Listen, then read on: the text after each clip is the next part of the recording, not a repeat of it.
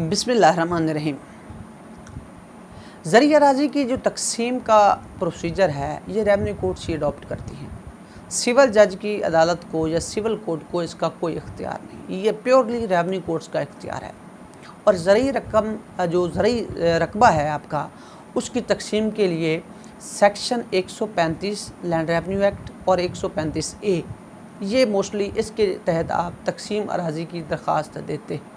और अपना रकमा जो खेवरदारान के साथ अलग वंडा करवा लेते हैं कि जी ये मेरा वंडा जो है अलग किया जाए। लेकिन इसके अलावा एक और सेक्शन है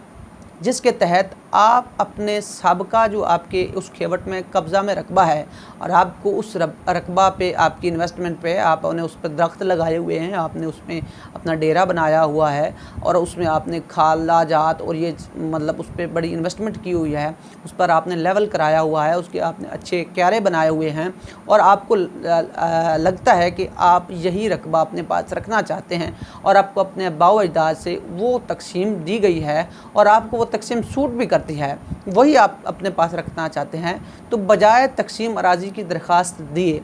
आप उसी तकसीम को अपने पास जो साबका तकसीम जिसके तहत वो आपका कब्ज़ा है उसको बरकरार रख सकते हैं। इसके लिए सेक्शन 147 तौसीक कब्ज़ा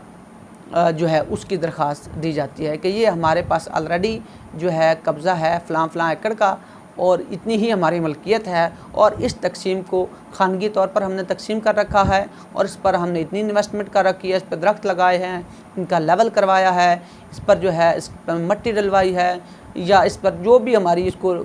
पर इन्वेस्टमेंट हुई है,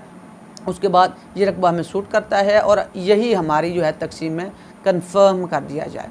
प्रोसीजर तो इसका वही होता है जो तकसीम दरख्वास्त का होता है, लेकिन इसमें फ़ायदा ये होता है कि आपके जो पहले ही कब्ज़े वाले रकबे होते हैं वही आपको आपके पास रह जाते हैं और बआसानी आप वो रकबा बजाय तकसीम कराए साबका कब्ज़े वाला रकबा ही आपके पास रह जाता है। तो ये इसकी प्रैक्टिस भी आम होनी चाहिए जो कि बहुत कम है। That's it.